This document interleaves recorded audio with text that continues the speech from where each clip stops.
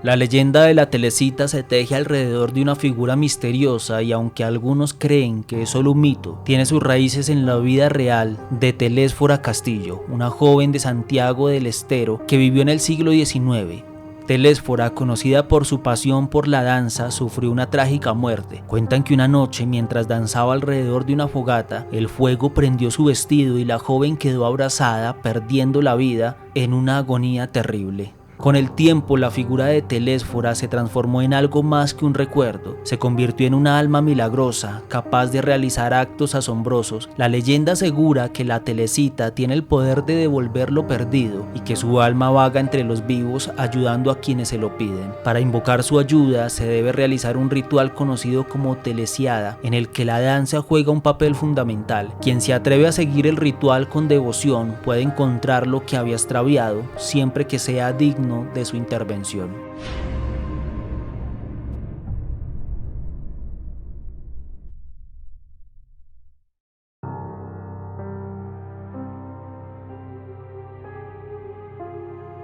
Mi nombre es Celeste y siempre me considero una persona de esas que no creen nada raro. Viví en Santiago del Estero, pero hace un tiempo me mudé a Córdoba para estudiar. Ya había escuchado algunas historias de mi tía y mis abuelos sobre lo que pasaba en los pueblos cercanos, pero nunca les presté mucha atención. Para mí eran solo relatos viejos, cosas que le cuentan a los chicos para asustarlos. Lo cierto es que, como todos los veranos, decidí volver a la casa de mis abuelos para pasar unos días en el campo y relajarme un poco. Era un viernes de enero cuando mi tía Silvia nos invitó a una fiesta en su campo, cerca de un pueblito llamado La Banda. En esos eventos siempre hay música, comida y mucha gente disfrutando alrededor de una fogata. Yo no me esperaba nada raro, solo quería pasarla bien. Cuando llegué ya era de noche y la fiesta estaba en pleno auge. La fogata estaba ardiendo con fuerza y un grupo de personas estaba bailando al ritmo de la música folclórica. Estaba tomando una cerveza hablando con mis amigos cuando vi algo extraño. Había una chica muy joven bailando sola cerca del fuego. Lo raro era que nadie la acompañaba. Movía sus brazos de una manera hipnótica, como si estuviera danzando con algo invisible, y su vestido blanco brillaba con el reflejo de las llamas. Al principio pensé que era solo otra de esas personas raras que siempre hay en las fiestas, pero me quedé mirándola un rato más. Había algo en su baile que me desconcertó. Algo, no sé cómo explicarlo, no era normal. De repente, cuando intenté acercarme para ver mejor, la chica desapareció. Simplemente ya no estaba. No me preguntes cómo, pero se desvaneció como si nunca hubiera estado allí. Estaba medio confundida, pero como buena escéptica traté de convencerme de que había sido cosa de la oscuridad o mi imaginación. La fiesta siguió, todos seguíamos bailando, pero algo en el aire no estaba bien. Cuando llegó la medianoche me despedí de mis amigos y me fui a dormir a la casa de mi tía. Tenía la cabeza llena de esa imagen, pero la ignoré diciéndome a mí misma que solo había sido un espejismo. Lo que ocurrió esa noche no te lo puedes imaginar.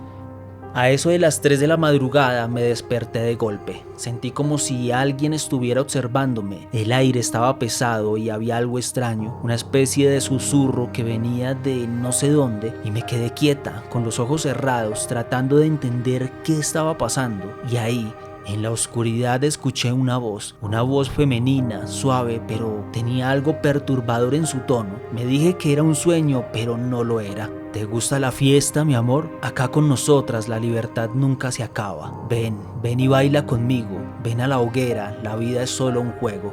La voz seguía y mientras la escuchaba sentía como si algo pesado se me estuviera colando en la cabeza, como si me estuviera llamando, invitándome a algo que no entendía bien.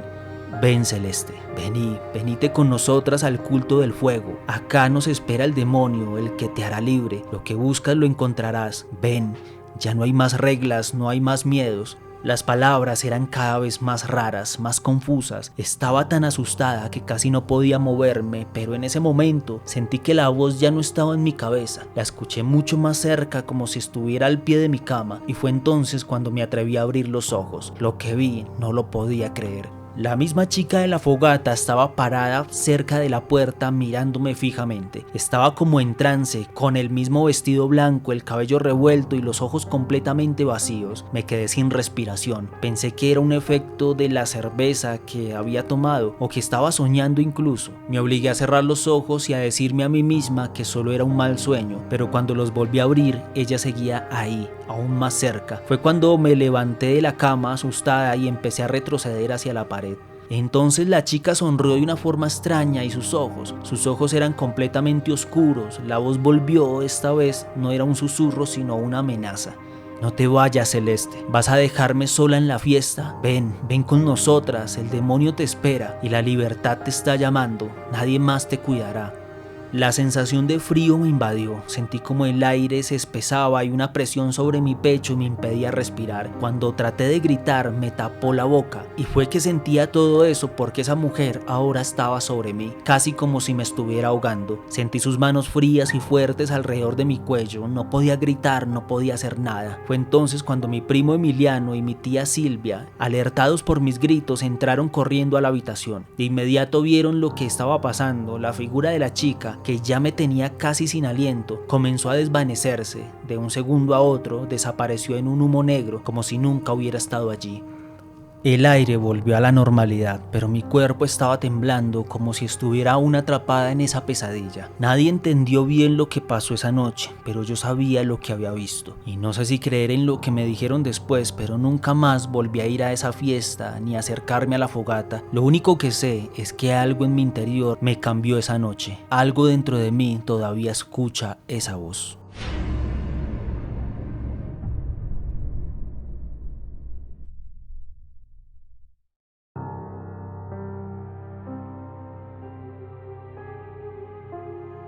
En el noroeste de Argentina, donde las noches son profundas y las tierras vastas, circula una leyenda que ha perdurado por generaciones, la historia de la luz mala. Aunque su origen se pierde en la niebla del tiempo, muchos creen que está vinculada a fenómenos naturales conocidos como fuegos fatuos. Estos resplandores inexplicables que emergen en la oscuridad son causados por la descomposición de cuerpos orgánicos, liberando fotones en un resplandor extraño y misterioso. En tiempos antiguos, cuando la ciencia aún no explicaba estos sucesos, se creía que eran manifestaciones sobrenaturales, lo que pudo haber dado pie a la creación de la leyenda.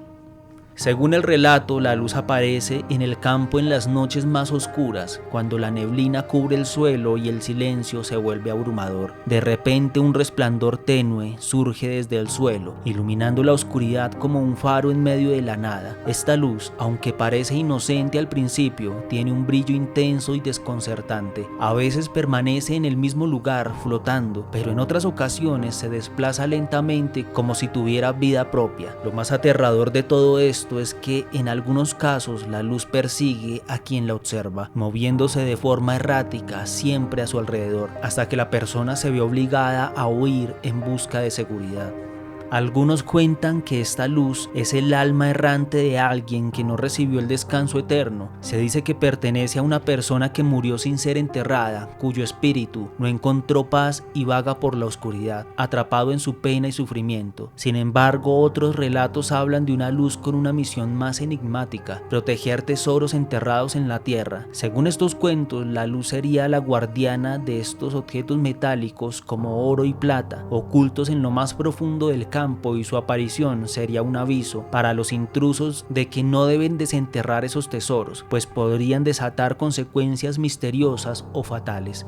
En cualquier caso, la leyenda de la luz mala tiene un efecto profundo en quienes la conocen. Nadie se atreve a acercarse a los lugares donde se dice que aparece, y mucho menos a excavar en ellos. El miedo a lo desconocido y a lo que podría surgir de la tierra mantiene a los habitantes alejados, sabiendo que, al igual que la luz, algunos secretos están mejor dejados en las sombras.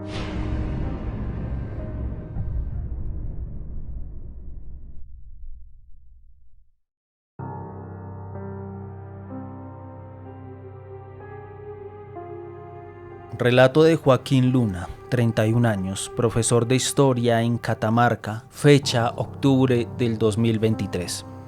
En mi casa nunca se habló de esas cosas.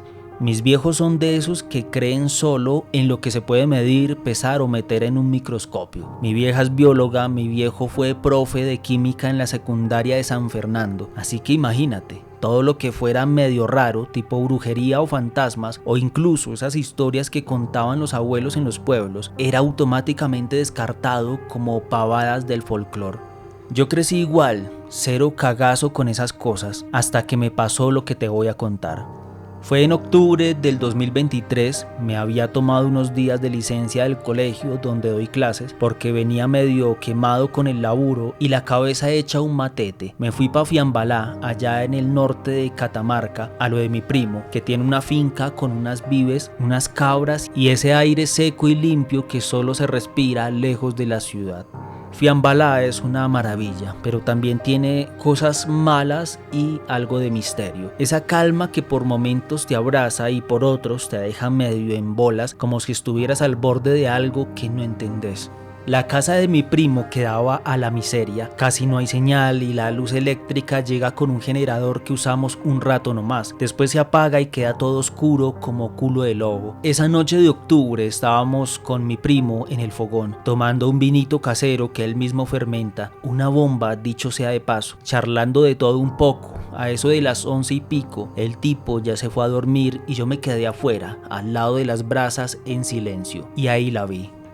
Una luz flotando a unos 30 metros del alambrado. Primero pensé que era un poste o algún tractor con los faroles prendidos, pero no había ni caminos por ahí, y menos a esa hora. Era una especie de brillo blanquecino con tonos verdosos, medio azulados por momentos. No alumbraba como una linterna, era como si flotara una llama suspendida en el aire. Me dio una cosa en la panza, pero no me dio miedo, era más como curiosidad. Me acerqué, caminé despacito por el pasto helado, sentía cómo me crujían las botas con cada paso y la luz, como si estuviera viva, se movía también. No mucho, pero se corría. No te sabría decir si me esquivaba o si me guiaba, pero no estaba quieta. Cuando llegué a unos 10 metros, la luz bajó de golpe, se quedó flotando a 1 metro del suelo y empezó a girar lento como dando vueltas sobre sí misma, haciendo un zumbido bajito, el cual era muy constante y apenas audible, como cuando la hélice de un avión corta el aire a alta velocidad. Y ahí me pegó un olor que jamás voy a olvidar. Era como a tierra mojada pero rancia, a óxido, a fierro viejo, como si hubiera abierto una tumba o algo podrido debajo del suelo. Me dio arcadas, me tapé la boca con la campera, pero igual lo sentía. Y ahí fue cuando escuché algo, un quejido. Era una voz, no sé, como si viniera de la tierra misma, un sonido profundo, triste, como si alguien sufriera desde abajo. Fue tan real que me quedé helado y de inmediato ya no me pude mover más. La luz hizo un destello y en ese instante vi una sombra a mi lado. Era como un bulto bajito, pero no era animal, era como una figura encorvada sin cara, como si se arrastrara. Apenas lo vi, me dio un ataque de pánico, salí rajando para la casa. Me tropecé con una piedra y me raspé toda la pierna, pero no me importó. Cerré la puerta con pestillo y el alma en la mano y me quedé en el piso, temblando como una hoja. Mi primo se despertó y me vio con la cara pálida. Le conté, me escuchó sin interrumpirme y cuando terminé solo me dijo: "Eso fue la luz mala, primo. Acá parece donde hay muertos sin descanso o cosas enterradas que no deberían tocarse. No se jode con eso". A la mañana siguiente fuimos a ver donde había estado la luz. El pasto estaba quemado en un círculo perfecto y en el medio habían restos de huesos, no de cabra ni de animal, huesos largos, humanos, eso te lo afirmo. Llamamos a la poli rural, vinieron, marcaron el terreno y se los llevaron. Nunca supe más. Me dijeron que no hablara del tema y bueno, hasta hoy me la guardé. Ya después de esa noche hay algo que me da vueltas en la cabeza. No sé si fue una advertencia, si había un tesoro ahí o si algo quedó atrapado. Pero una cosa sí aprendí. Algunas luces no iluminan, te buscan y cuando te encuentran no te olvidas más.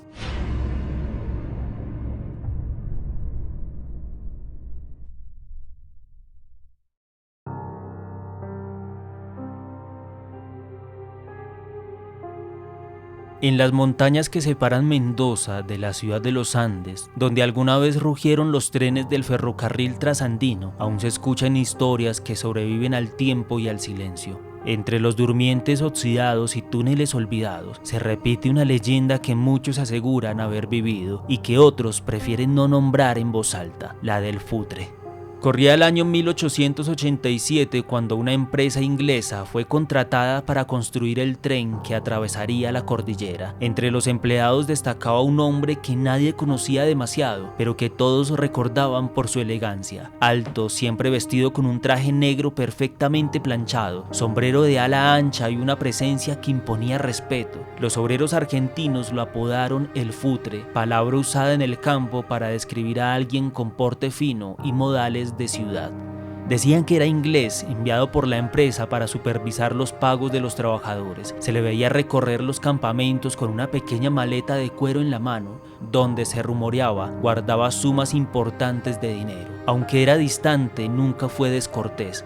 Caminaba solo, sin escolta ni compañía, confiado en su rutina.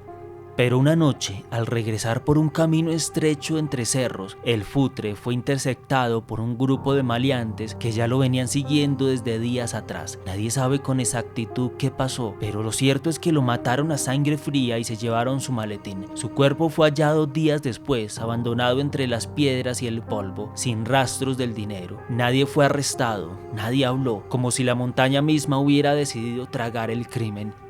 Desde entonces algo cambió en la zona. Obreros, pastores y viajeros comenzaron a contar que en las noches de luna débil se aparece un hombre de traje oscuro caminando en silencio por las ruinas del tren. Se detiene a quienes se encuentra en su camino y con voz baja y acento extranjero lanza siempre la misma pregunta: ¿dónde está el dinero? Dicen que después de eso su figura se disuelve en la niebla como si jamás hubiera estado allí. Algunos aseguran haber sentido un escalofrío tan profundo que les duró días. Otros simplemente nunca volvieron a pisar esa zona. El futre, dicen, sigue buscando lo que le arrebataron, su vida, su deber y su dinero. Y mientras no lo encuentre, su alma no descansará.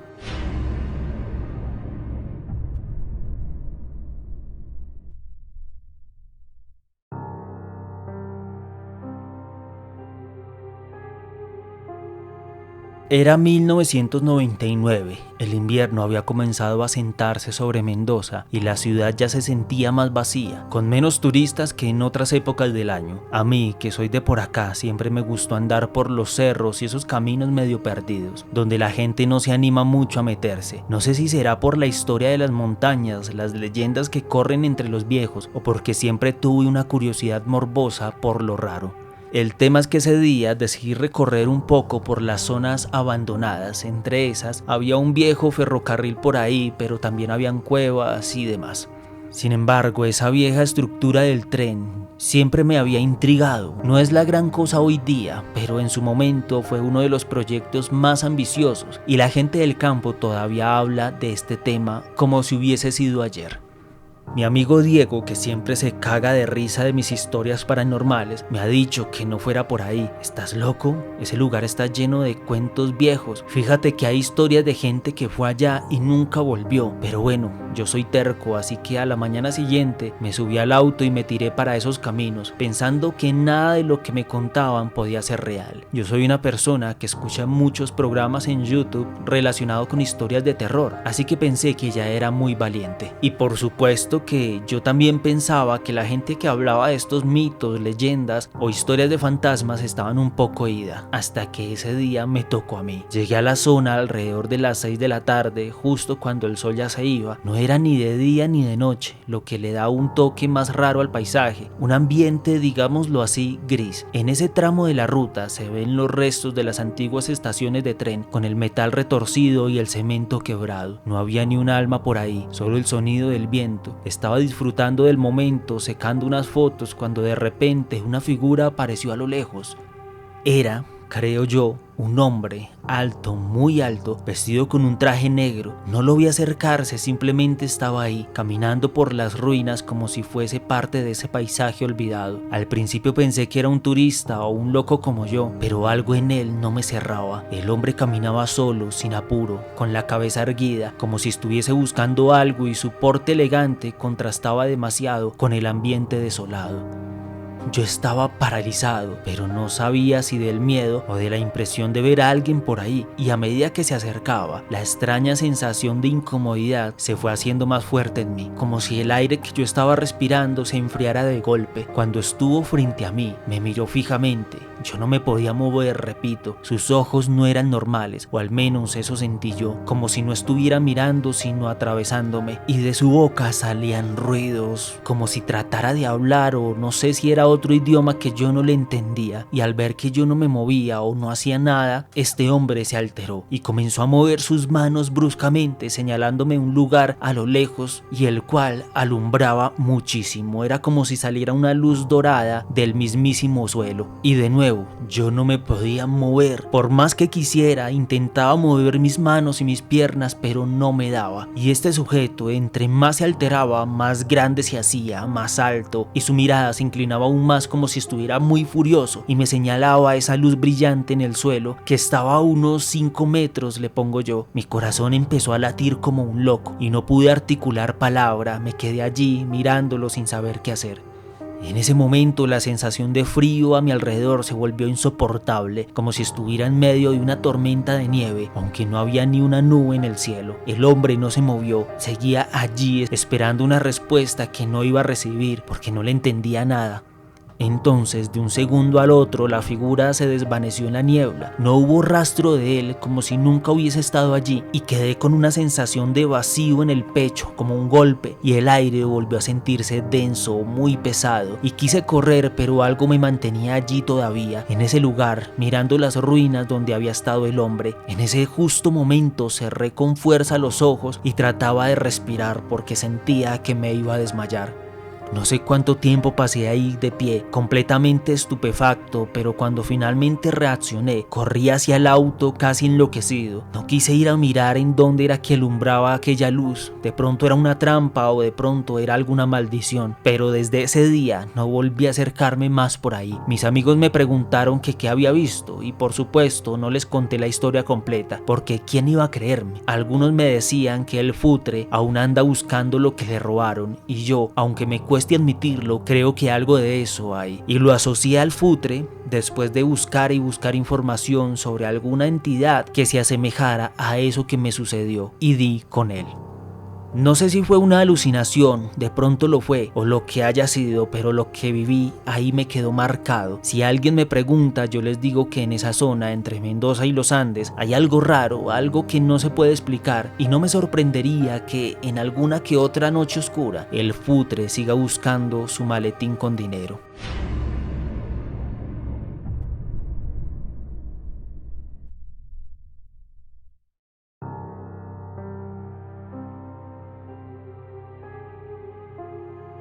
En el corazón del departamento de Pocito en San Juan se murmura una historia que ha pasado de generación en generación. Algunos creen que ocurrió por allá cuando la zona no era más que tierra y senderos entre los cerros y todavía no llevaba el nombre que hoy la identifica. Dicen que fue una mujer la que sin proponérselo le dio origen a todo. La llamaban Mariana la Nativa o la India Mariana. Mariana era una mujer reservada, de mirada profunda y andar firme. Aparecía de tanto en el pequeño asentamiento, siempre en compañía de un perro negro de gran tamaño que no se le despegaba ni un instante. Nunca hablaba de más, pero cada vez que compraba algo, harina, carne seca o lo poco que se comerciaba en esa época, lo pagaba con pequeñas piedras de oro.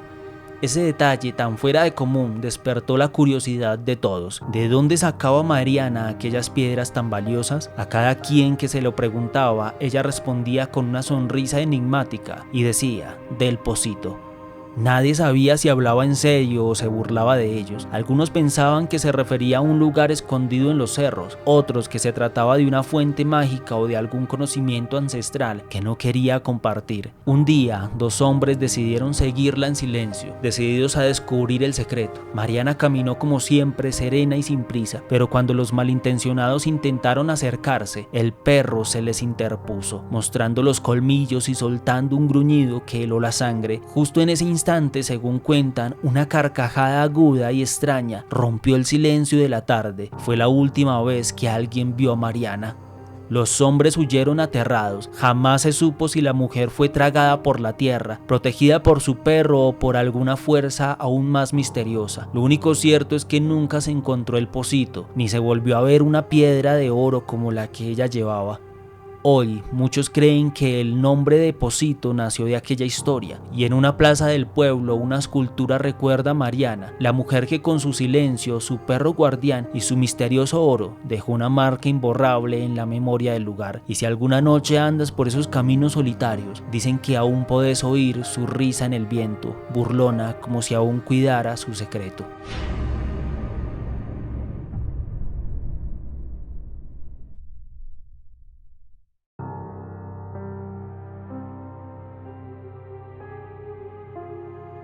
Yo no sé si está bien que te cuente esto, porque hay gente que no cree, que se te ríe, que dicen que es el cansancio o la imaginación, pero yo sé lo que viví, y si no fuera porque tenía el rosario encima y había rezado antes de empezar el turno, yo creo que no salía entero de ahí.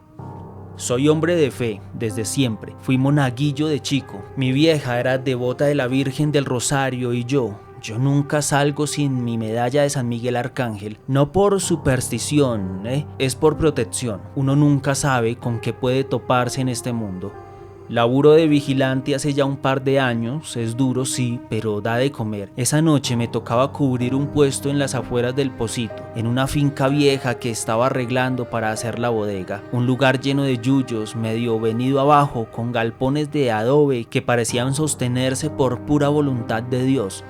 Arranqué el turno a las 7 de la tarde, hacía calor, pero se venía el viento sonda, lo sentías en el aire, en esa pesadez que te aprieta el pecho. Apenas se fue el encargado, me senté bajo el alero con el termo y el mate, abrí mi librito de oraciones y recé un Padre Nuestro, como siempre hago cuando arranco turno, para que Dios me cuide, para que ningún mal se me acerque. Todo estaba tranquilo hasta pasadas las 3 de la mañana, esa hora maldita, la hora del diablo, como decía mi abuela. En eso empiezo a sentir unos pasos en la gravilla, pero no eran pasos normales, eran lentos, como arrastrados. Me paré, agarré la linterna y recé un Ave María mientras apuntaba al fondo, y en ese justo momento apareció algo. Había un perro negro, grande como un ternero, parado en la orilla de la esquina seca, con los ojos como brasas. Me miraba fijo, sin parpadear, y no sabes, sentí un frío que me bajó por toda la espalda, como si me hubieran tirado agua bendita helada, y ahí dije: San Miguel Arcángel, defiéndeme en la batalla, sé mi amparo contra la perversidad y las acechanzas del demonio.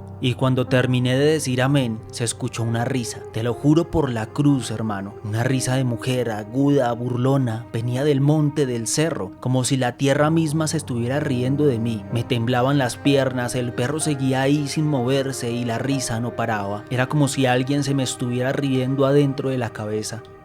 Me metí al galpón, cerré la puerta, me acurruqué contra la pared con el rosario en la mano y empecé a rezar. No sabía qué más hacer. Se sentían pasos afuera, el perro rondaba y en un momento sentí como si alguien rascara la chapa, con uñas largas, muy despacio.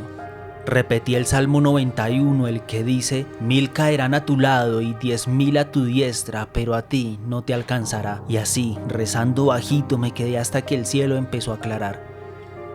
Al amanecer salí despacio, no había ni rastro del perro, pero al borde de la acequia habían marcas, como garras, 4 hendiduras profundas en la tierra seca. Después me enteré por un viejo que vive ahí cerca, que dicen que por esos pagos apareció una mujer hace muchos años, una tal Mariana le decían, que venía con un perro negro y pagaba todo con piedras de oro, que hablaba de un pocito y que los que intentaban seguirla desaparecieron. Yo no sé si era ella, pero esa risa todavía la tengo clavada, y desde esa noche, cada vez que paso cerca del cerro, rezo 3 Ave Marías por si acaso, porque hay cosas que no son de Dios y uno tiene que estar preparado.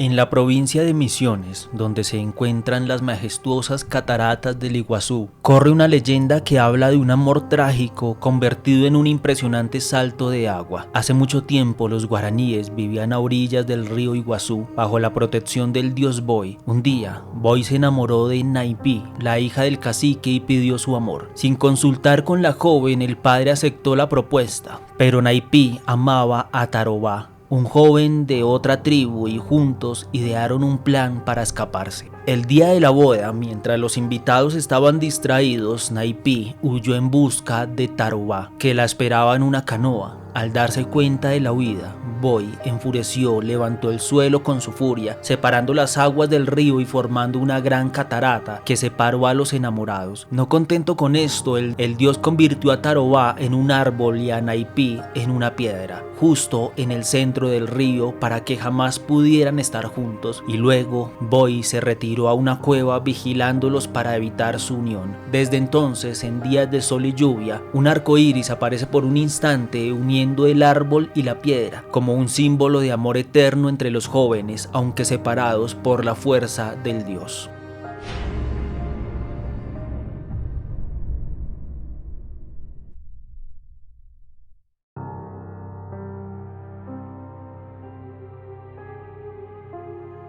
Contado por Lucía, de 26 años, estudiante de biología, oriunda de Córdoba capital. Yo sé que estas cosas suenan medio truchas cuando las contás. Te miran como si te hubieras fumado un churro o si estuvieras queriendo hacértela interesante. Pero te juro por mi vieja que esto me pasó y desde ese día no volví a ser la misma.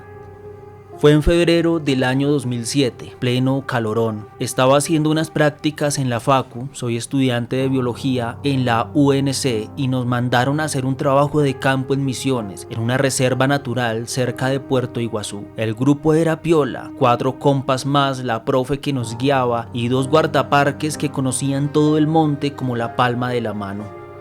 Nos hospedábamos en unas cabañas medio rústicas, lejos del centro, ahí nomás de la selva. La primera semana fue tranqui. Recolectamos muestras, analizamos suelo, mariposas, esas cosas que parecen aburridas pero a mí me fascinan. Pero todo se fue al carajo el jueves.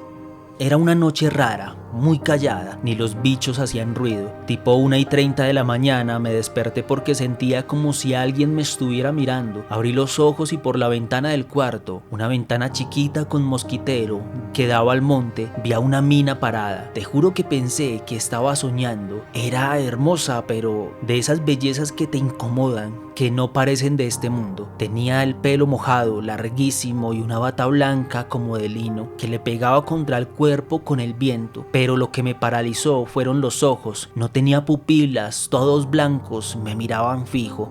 No sé cuánto tiempo pasó. Parpadeé y ya no estaba. Pensé que había sido un mal sueño, pero al otro día, cuando le conté a Mica, mi amiga del grupo con la que compartimos cabaña, me dijo que ella sintió algo parecido, que sintió olor a río, como si el Paraná se hubiera metido adentro del cuarto, y que escuchó un susurro, una voz de una mujer que decía: "No me olvides". Te juro que eso me aterró.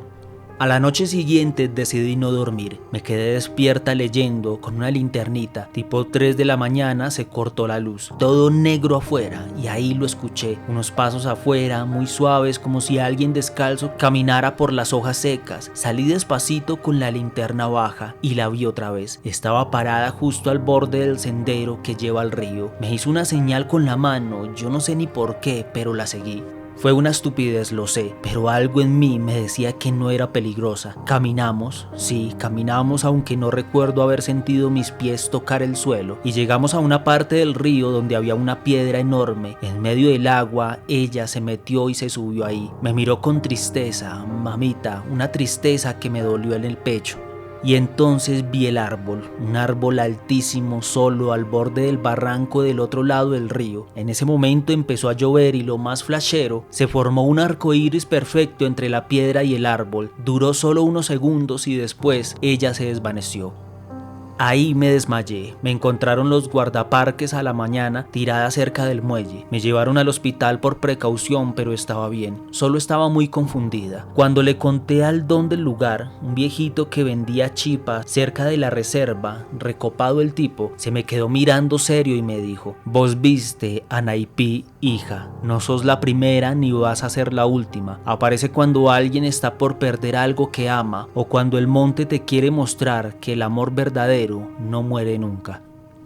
Yo no sabía si creerle o no, pero esa noche Mika me confesó que estaba por dejar la carrera, que ya no sentía pasión por nada, ni siquiera por su novio, y que después de todo eso algo le cambió. Se quedó, sigue estudiando, se volvió a enamorar del bicho raro que era la biología, y yo, desde ese día, cada vez que escucho la lluvia pegar en la ventana, miro al cielo, esperando ese arco iris raro que una vez vi en la selva, porque aunque no entendí bien qué me quiso decir esa mujer, o ese espíritu, o lo que fuera, sé que fue real, y que de alguna forma me tocó el alma y también a mi amiga, y eso no te lo borra nadie.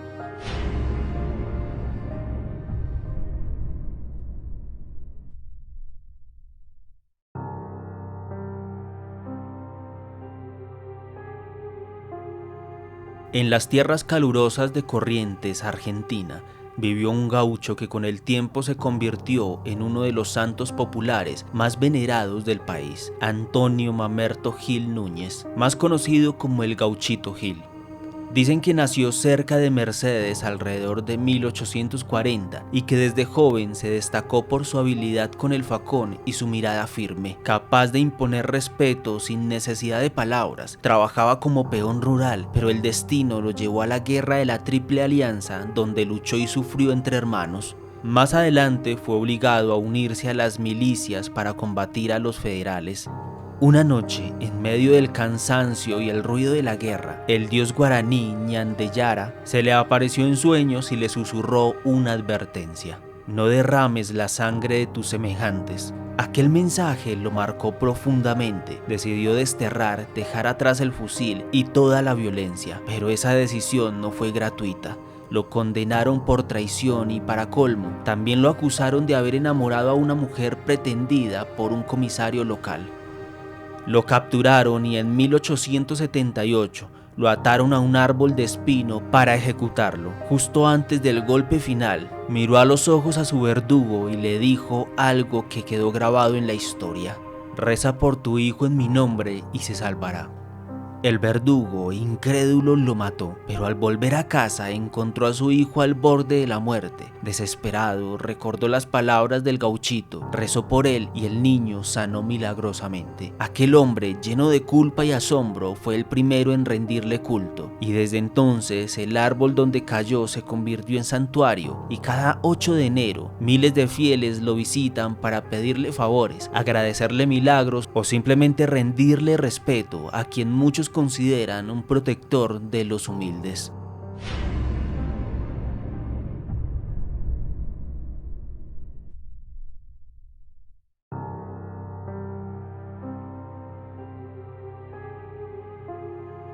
Mira, yo esto no lo cuento seguido, ni me gusta hablar mucho del tema.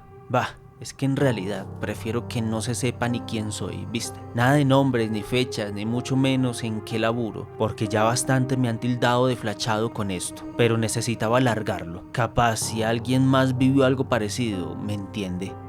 La cosa es así, todo pasó en Buenos Aires, sí, en la City porteña, en plena capital, no en el monte ni en medio del campo como suelen pasar estas historias raras, y eso es lo que más me la pudre, que no fue en un rancho ni en una ruta polvorienta, fue acá entre edificios, colectivos y semáforos.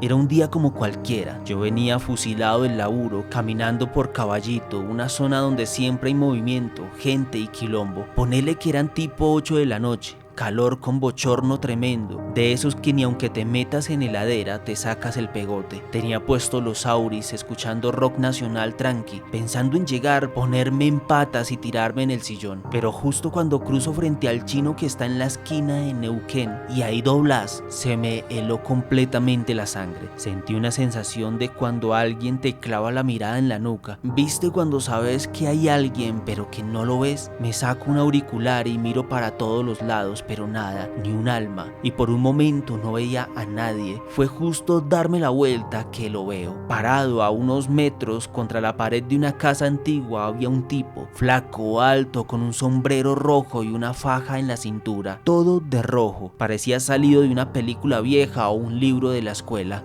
Pero lo que más me llamó la atención fue su mirada, porque no se movía, no pestañeaba, no hacía un carajo, pero yo sentía que me miraba fijo, como si supiera quién era yo. No me preguntes por qué, pero no me podía mover. Me quedé ahí, duro como un boludo. El ruido del tránsito desapareció posta. Ni un bondi, ni una moto, ni un perro ladrando. Silencio absoluto, como si alguien hubiera muteado la ciudad. Después de unos segundos, el tipo dio un paso. Uno solo, y no sé cómo explicártelo, pero fue como si el paso lo hubiera dado adentro mío. Me agarró un cagazo que no te puedo explicar. Me di media vuelta y empecé a caminar rapidito. No corrí, pero estuve al borde. No quería que pensaran que estaba esquizofrénico, ¿viste? Me latía el bombo como si me fuera a explotar. Esa noche dormí para el orto, me despertaba cada 2 por 3, soñé con sangre, con un árbol seco, con un tipo colgado, en sí un espanto, una pesadilla. Al otro día, cuando le conté algo a mi hermano, sin entrar en muchos detalles porque no quería que pensara que me había fumado un churro vencido, me dice: "Che, ¿vos sabés quién es el Gauchito Gil?" Y me tira la data así como si nada, sin que yo se lo pidiera. Yo lo tenía de nombre nomás, viste, por esas estampitas que ves en las rutas cuando vas para la costa o al interior, pero jamás pensé que algo así podía aparecer en la ciudad, y menos a mí, que ni devoto soy, ni creyente, ni nada. Pero eso que vi, te lo juro por la vieja, no era un loco disfrazado ni una visión del calor. Estoy muy seguro que era este santo, al que todos le piden, y que de alguna manera hizo de las suyas para aparecerse frente a mí. Desde entonces paso por otra cuadra, me niego a cruzar por esa vereda, me quedó el miedo, ese que no se te va fácil, y cada tanto cuando me acuerdo me da escalofríos, porque si el Gauchito o lo que sea puede aparecer en pleno Buenos Aires, entonces no hay lugar donde estés del todo seguro. Y te juro, no sé si fue una advertencia, un aviso, o simplemente tuve el mal orto de cruzarme con algo que no debía, o que no era de pronto para mí, sino para otra persona, pero fue real, no me lo saques de la cabeza, lo vi, y me miró como si me conociera desde hace mucho tiempo y como si yo supiera quién carajos era él. Hasta el tiempo en el que te comparto esta historia, no tengo ni idea del por qué se me apareció, pero tampoco puedo decirle a las personas que lo vi o que se me llegó a aparecer, porque van a pensar que me enloquecí o que me volví un fanático religioso.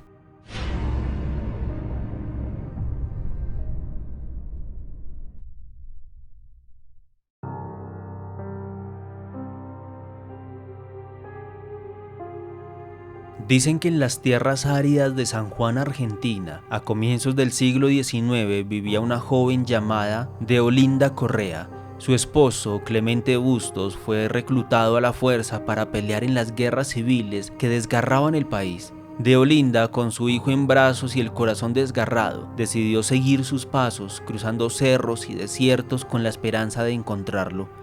Caminó días enteros bajo el sol inclemente, sin más provisiones que su determinación y el amor por su familia. Pero la travesía fue más cruel. Exhausta, sin agua ni fuerzas, cayó en un paraje solitario conocido hoy como Vallecito. Allí, abrazada a su hijo, la vida se le apagó. Días después, unos arrieros encontraron su cuerpo sin vida y a su bebé aún con vida, milagrosamente amamantado por el cuerpo inerte de su madre. Conmovidos por el prodigio, enterraron a Deolinda en ese lugar que con el tiempo se transformó en un santuario de fe popular. Hoy, miles de personas peregrinan a Vallecito para rendirle culto a la difunta Correa, símbolo de amor incondicional, milagro y devoción.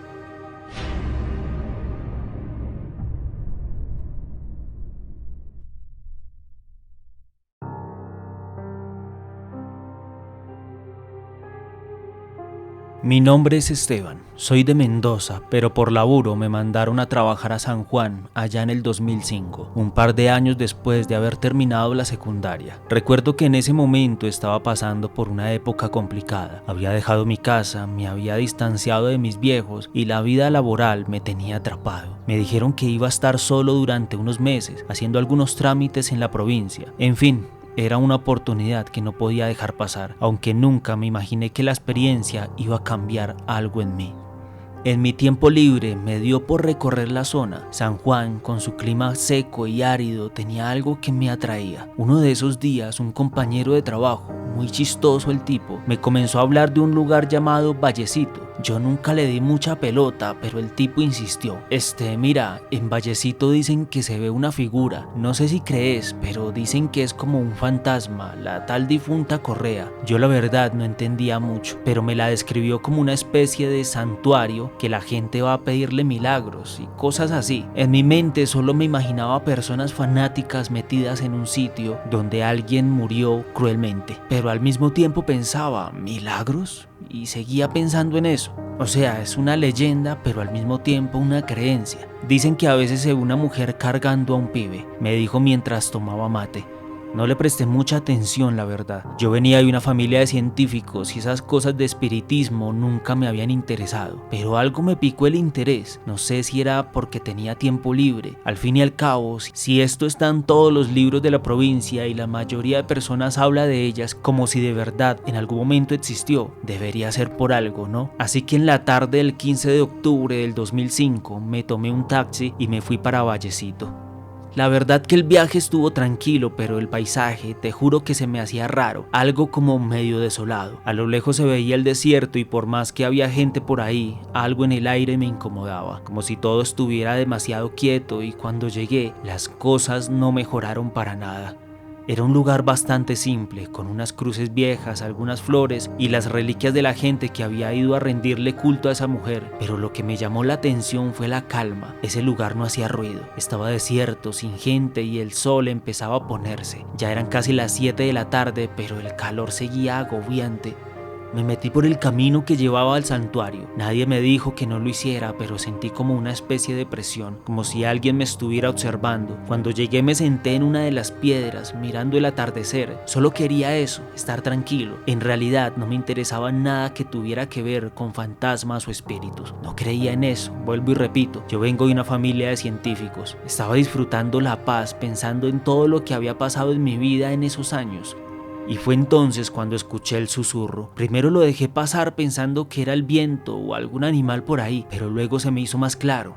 Esteban, me quedé helado. Miré para todos lados, pero no había nadie. Miré de nuevo las cruces y los objetos, y el sol se estaba ya escondiendo, dejando todo con una luz tenue, como si todo estuviera apagándose. Pero entonces vi algo que no era normal, algo que ni siquiera los estudios científicos y el pensamiento racional que venía de mi familia pudo llegar a comprender. Había al fondo una figura femenina con una especie de pañuelo blanco cubriéndole la cabeza. Caminaba lentamente hacia mí. No la vi con detalles, solo la silueta, pero algo en ella me atrapó. No era una persona normal, no era como cualquier otra mujer que te cruzas por la calle, como si su presencia estuviera desbordando otra realidad.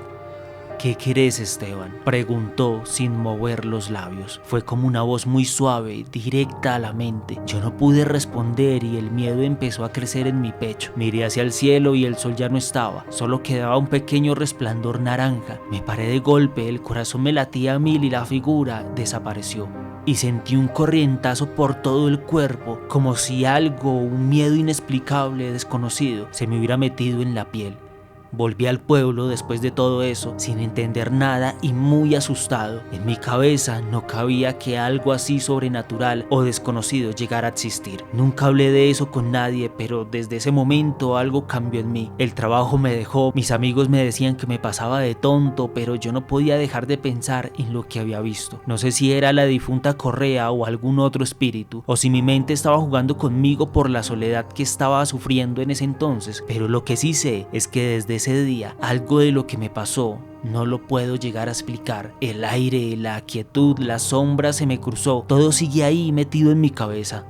Y mira, en ese momento no lo entendí, pero hoy con los años pienso que la historia de la difunta Correa no es solo un mito o una leyenda. Quizás nosotros al morir, nuestra energía puede representar algo más, algo que nosotros estando vivos no logramos ni siquiera entender ni a ver. Es, como dicen muchos, una experiencia que muchas veces no se puede ni tocar, pero sí sentir.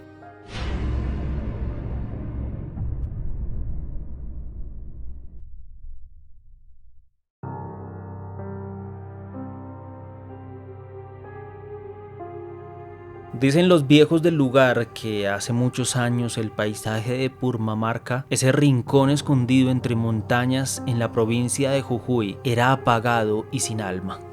El cerro que hoy asombra al mundo con sus colores vivaces, en aquel entonces era apenas un montículo gris sin gracia cubierto de polvo y silencio. Entre las calles de tierra del pueblo vivía una niña curiosa y despierta llamada Mariana. Era una pequeña nativa conocida por su sonrisa y por pasar horas mirando el horizonte, soñando con un mundo más colorido. Le dolía ver su tierra tan opaca, tan ausente de alegría. Un día, mientras jugaba con otros niños, Mariana se preguntó en voz alta: ¿y si pintamos el cerro? ¿Y si le damos vida a nosotros mismos? Sus amigos la miraron extrañados, pero ella no esperó aprobación. Esa misma noche, con un par de trapos teñidos y restos de pintura que había encontrado, subió en silencio al cerro. Allí, bajo el cielo estrellado, comenzó a pintar. Al día siguiente, apenas leve matiz se notaba en la piedra, pero para Mariana era un inicio.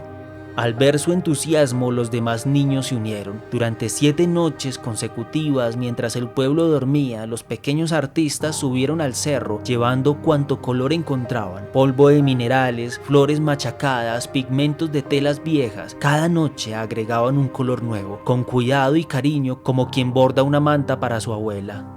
La 7ª noche, sin embargo, sus padres despertaron y notaron que los niños no estaban en casa. Alarmados, salieron a buscarlos junto con varios vecinos. La luna brillaba con fuerza cuando, al alzar la mirada, todos quedaron sin aliento. El cerro, aquel viejo cerro que siempre habían ignorado, ahora brillaba como un arco iris detenido en el tiempo. 7 franjas de color: rojo, naranja, amarillo, verde, azul, índigo y violeta, cubrían su ladera como si la montaña misma hubiese decidido sonreír. Los niños estaban allí, sentados al pie del cerro, cansados pero felices. Mariana, con las manos manchadas de color, sonreía en silencio, y desde entonces el cerro de los 7 colores no solo transformó el paisaje de Purmamarca, sino también su historia. Los ancianos aún repiten que fue el corazón de una niña, valiente, creativa y soñadora, el que despertó el alma dormida de la montaña. Así, entre leyenda y piedra teñida por el tiempo, Mariana vive en cada color que adorna el cerro, recordando que a veces basta con un sueño y un poco de valentía para cambiar el mundo. Esta historia se remonta a un tiempo que no se puede encontrar en sí. Otra versión también cuenta que una vez la Pachamama mandó a llamar a los duendes que habitan los cerros para darles la tarea de hermosear uno de esos picos, a fin de que los habitantes de la región quedaran enamorados de la tierra y no la abandonaran. Esa tarea, para nada sencilla, iba a necesitar la complicidad de otros agentes. Era indispensable que los humanos no viesen a los duendecitos, así que Pachamama acudió a Mamaquilla para pedirle que ayudara en las noches a sus pintorcitos a no perderse. Pidió luego a Inti, el sol, que durante el día pusiera especial atención en iluminar la obra que resultara para que todos pudiesen verla. Todos respondieron a la convocatoria que hicieron la Madre Tierra favorablemente, y fue el viento el que llevó el mensaje a los cardones para que lo contaran a la Pacha.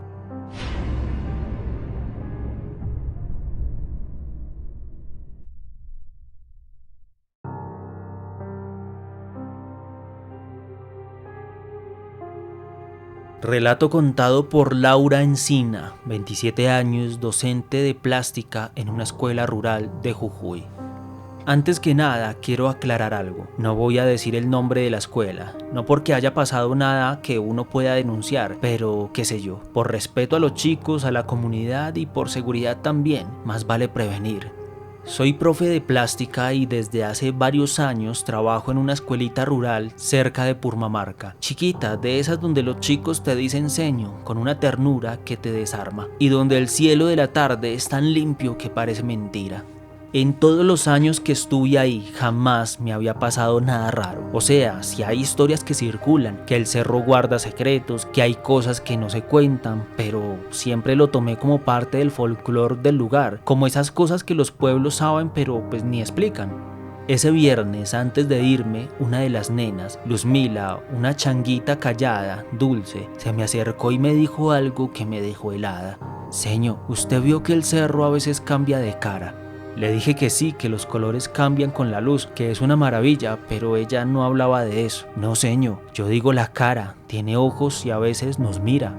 Me quedé medio incómoda, pero traté de no darle importancia. Le acaricié la cabeza y le dije que se fuera tranquila, que eso no era nada, que de pronto era el reflejo de las luces. Me fui caminando a la piecita donde me quedaba, al borde del pueblo. Ya era de noche y el aire estaba frío, cortante. Serían tipo 8 o 9, ni un alma en la calle, y justo al pasar por donde se ve completo el cerro, me paré. No sé por qué, me sentí un poco extraña. Había un silencio incómodo, pesado. Me costaba hasta tragar saliva y me quedé viendo hacia el cerro, y por un largo rato solo lo miraba y pensaba en la nada, hasta que muy detenidamente le vi al cerro que tenía ojos.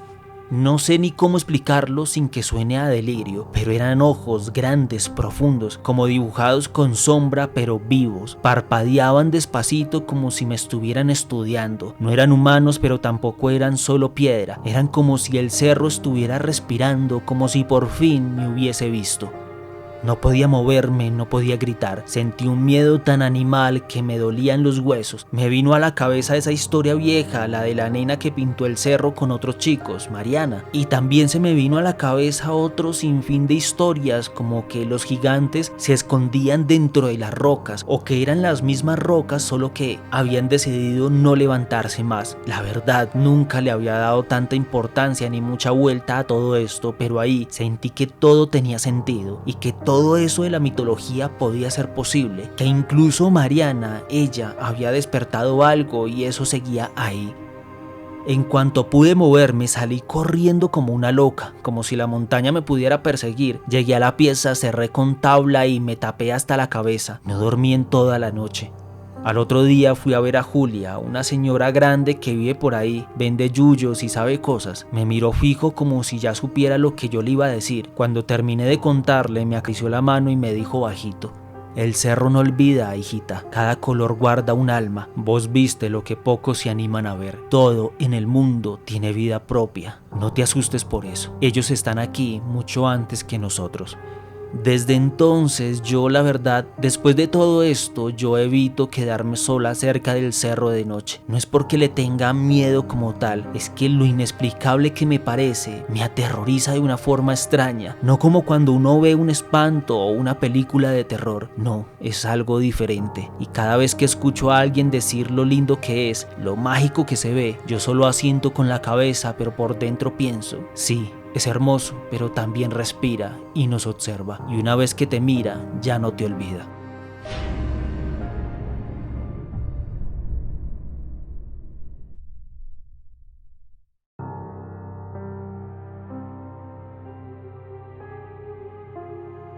En las vastas llanuras de Argentina, donde las noches parecen envolver todo en un silencio inquietante, circula una de las leyendas más aterradoras de la mitología guaraní, la historia del lobizón. Este ser, nacido de una antigua maldición, se convierte cada viernes de luna llena en una criatura mitad hombre, mitad perro. La leyenda sostiene que el lobizón es el séptimo hijo de Taú y Caraná, una pareja que, al haber dado vida a demasiados hijos varones, desató sobre su familia una terrible condena. Desde su nacimiento, este niño fue marcado por el destino de la transformación, un destino que lo haría vivir cada semana una aterradora dualidad. Al llegar la luna llena, cuando la oscuridad cae sobre el campo, el lobizón sufre un dolor inmenso. Su cuerpo comienza a cambiar, sus huesos se retuercen y su piel se estira hasta que finalmente se convierte en una bestia salvaje. Desesperado por no ser visto por otros, se aleja hacia los rincones más oscuros del monte, donde la gente rara vez se atreve a ir. Allí, tirado en el suelo, la transformación culmina y de su cuerpo humano emerge un perro gigantesco de pelaje oscuro y ojos rojos brillantes como dos fuegos encendidos.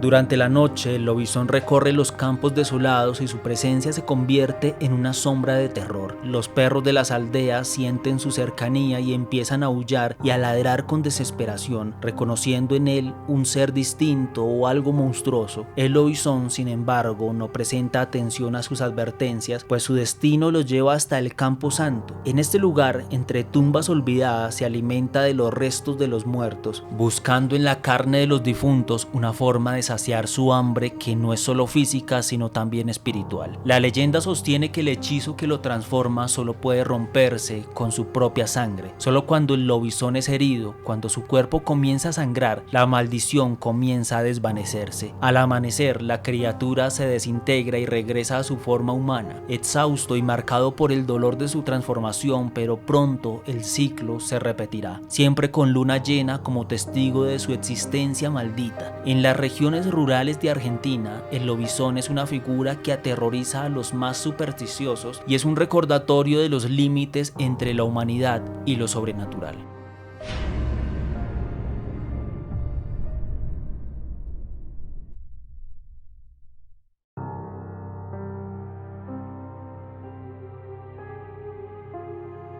Relato contado por Ramón Moncho Ferreira, 48 años, jornalero del campo, provincia de Corrientes, ocurrido en julio del año 2019. No sé si crees en estas cosas, brujas, fantasmas, bicheras raras del monte, pero quiero contar mi historia. Era julio del año 2019, me acuerdo clarito porque ese día se cortó la luz en toda la zona de San Luis del Palmar, donde estoy viviendo. Yo trabajo en una estancia vieja que queda como a 10 kilómetros del pueblo, cruzando un camino de tierra que cuando llueve, olvídate, se vuelve un barrial imposible. Vivo ahí, en un ranchito que me armé al costado del galpón con madera reciclada y unas chapas oxidadas. Esa semana había estado rara. Los perros del patrón, que son 6 y no se callan ni bajo el agua, andaban inquietos, llorisqueando a la noche, mirando para los pastizales como si algo los llamara. Uno de ellos se me escapó el miércoles y lo encontré al otro día temblando, escondido entre los eucaliptos. Se me hizo raro, pero qué sé yo, pensé que era por el frío. El viernes, justo a eso de las 9 de la noche, se fue la luz. La luna estaba gigante, redonda, bien blanca, pero no alumbraba mucho. Había como una neblina rara. Salí a ver si podía encender el generador, pero ni me acerqué. Algo me paró. Te juro que sentí un olor como a podrido, como a hueso seco mojado. Una cosa fea que venía del monte, como si algo se estuviera descomponiendo ahí cerca. Y mientras buscaba qué era, escuché un aullido. No era de perro, te digo ya, era como humano, pero no, como si un hombre gritara desde adentro de un pozo. Los perros otra vez empezaron a ladrar como locos y después, uno por uno, se fueron escondiendo debajo del tractor llorando. Me metí corriendo al rancho, cerré la puerta con tranca y agarré la escopeta que siempre tengo apoyada en la pared. Me senté en la cama sin moverme, respirando apenas. Afuera ese aullido se volvió más fuerte, más cerca. A eso de las 10 escuché los pasos. Pasos grandes, pesados, como si algo arrastrara las patas. Caminaba entre los pastos altos del fondo, donde está la tapera que nadie usa. Mi viejo decía que esa parte del terreno estaba maldita porque ahí habían enterrado a un hijo del bisabuelo, uno que había nacido como el 7º varón y que murió sin bautismo. Nunca le di bola a eso, la verdad, pero ese viernes me cayó la ficha. El lobizón, dije bajito, casi sin voz. Lo que vi por la rendija de la ventana me persigue hasta hoy. No era un perro, no era un hombre, era una cosa alta, flaca, pero con el lomo ancho. El pelaje le brillaba, los ojos locos, los ojos rojos como si tuviera fuego adentro. Caminaba lento como buscando algo, olfateando. Pasó cerca del gallinero. Las pobres gallinas ni chistaron. Después se agachó y empezó a rascar la puerta con las manos o las garras, no sé. Estaba desenterrando algo y me di cuenta de que era el perro que se me había perdido el miércoles. Se lo estaba comiendo, como si fuera una presa vieja escondida. Y no aguanté, salí como loco del rancho gritando y le pegué un tiro al aire, pero esa cosa se me tiró encima en 2 saltos. No me llegó a tocar, pero me vio, me miró, te juro que me reconoció. Me ladró como si fuera un insulto, un gruñido que me hizo doler hasta los huesos. Le tiré de nuevo, esta vez directo al hombro, lo herí. Lo vi sangrar, oscuro, espeso, pegó un alarido de aquellos y salió corriendo al monte. Lo busqué al otro día con unos peones del pueblo, encontramos rastros de sangre y huellas que iban cambiando. Al principio eran como de perro grande, después se veían más humanas y en la tapera donde escarbó descubrimos huesos humanos, nadie quiso tocar nada. Esa noche en el pueblo, una vieja me dijo que los 7º varones sin bautismo cargaban la maldición del lobizón, que solo su propia sangre podría liberarlos. Capaz al dispararle ayudé a esa alma a soltarse un poco, pero a veces veces cuando hay luna llena los perros vuelven a llorar y yo no duermo, me quedo con la escopeta cargada esperando a que no vuelva, y si vuelve, que me lleve, porque yo ya nunca fui el mismo después de eso.